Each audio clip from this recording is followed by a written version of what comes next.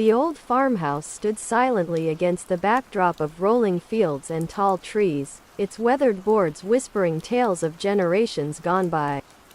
It was here that the four Stone brothers, Ethan, Jack, Liam, and Noah, found themselves unexpectedly reunited. Their parents had perished in a tragic car accident, leaving them orphaned and adrift. The accident shattered their world, but it was their parents' will that pulled them back together, stipulating that the family home could not be sold and must be lived in by all four brothers until Noah, the youngest, turned 18. Ethan, at 21, was the oldest and had already started building a life of his own in a nearby city, pursuing a degree in engineering. Jack, 19, was in his second year of college, living in a dorm and exploring his newfound independence. Liam, 17, was a high school senior, balancing school, part-time work, and the typical teenage desire to break free from parental control. Noah, at 15, was still in high school, grappling with adolescence and now, the unbearable grief of losing his parents. The brothers had drifted apart over the years, each pursuing their own path, but the tragedy brought them back under one roof. Ethan took on the role of surrogate parent, feeling the weight of responsibility heavy on his shoulders. He had always been the serious one, driven and focused, and now he felt the need to be the pillar of strength for his younger brothers. Jack, on the other hand, resented the sudden shift in their dynamic. He was used to his freedom, and the idea of being under Ethan's watchful eye did not sit well with him. Their clashes were frequent and fiery, each unwilling to yield to the other's authority. Liam was caught in the middle, often playing the peacemaker. His easygoing nature and ability to see both sides of an argument made him the ideal mediator, but the pressure was taking its toll on him. He had his own dreams and aspirations, which now seemed uncertain and distant. Noah, the baby of the family, was struggling the most.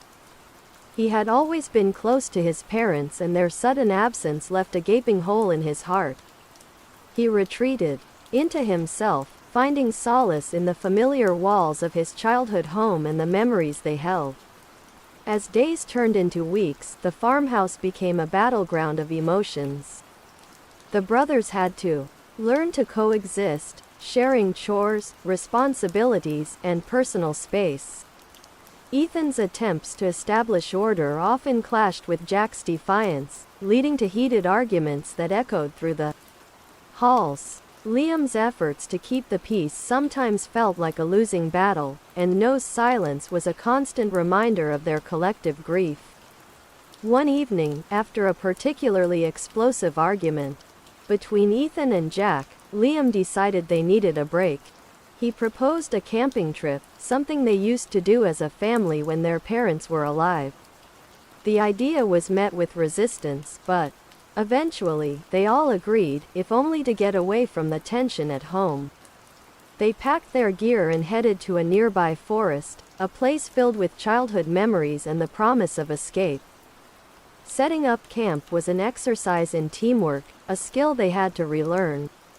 Ethan took charge of the tent, Jack gathered firewood, Liam prepared the food, and Noah, though reluctant, helped where he could. As the sun dipped below the horizon, they sat around the campfire, the crackling flames casting a warm glow on their faces.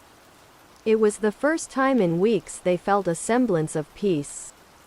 Ethan shared stories of their parents, recounting their adventures and the lessons they had imparted.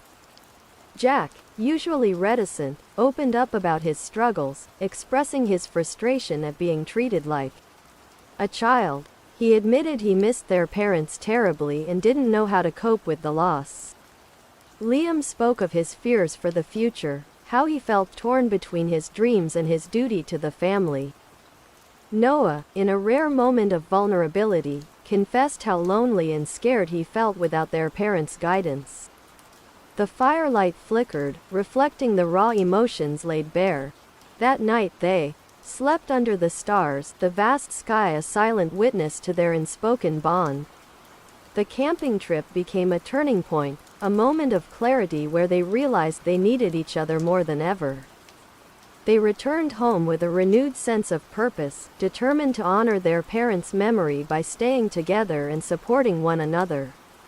The farmhouse, once a symbol of their loss, began to feel like a sanctuary, a place where they could heal and rebuild their lives. Ethan, ever the leader, started looking for ways to balance his studies with his responsibilities at home. He reached out to his professors and explained his situation, receiving understanding and support. Jack decided to commute to college, finding a way to maintain his independence while contributing to the household. Liam focused on his studies, determined to finish high school with good grades and keep his options open for the future. Noah, with the encouragement of his brothers, began seeing a counselor to help him navigate his grief. As the months passed, they settled into a new routine. Chores were divided more equitably, and family dinners became a regular occurrence. They found solace in each other's company, the laughter and banter slowly returning to the farmhouse. Ethan and Jack still had their disagreements, but they learned to communicate better, respecting each other's opinions and finding common ground. Liam continued to mediate, but he also started asserting himself more, ensuring his voice was heard. Noah, with therapy and the unwavering support of his brothers, began to come out of his shell. He started participating more in family activities, sharing his thoughts and feelings. The brothers discovered new facets of each other's personalities, the bonds of siblinghood growing stronger with each passing day. They leaned on each other during difficult times, drawing strength from their shared experiences and memories. The farmhouse became a hub of activity, filled with the sounds of life and love. They renovated the old barn, turning it into a workshop where they could pursue hobbies and projects together. Ethan taught Noah how to build furniture, a skill he had learned from their father. Jack and Liam took up gardening, transforming a patch of the backyard into a vibrant vegetable garden. The brothers found joy in these simple activities, each contributing in their own way to the household. Holidays and anniversaries were particularly challenging, reminders of the loved ones they had lost.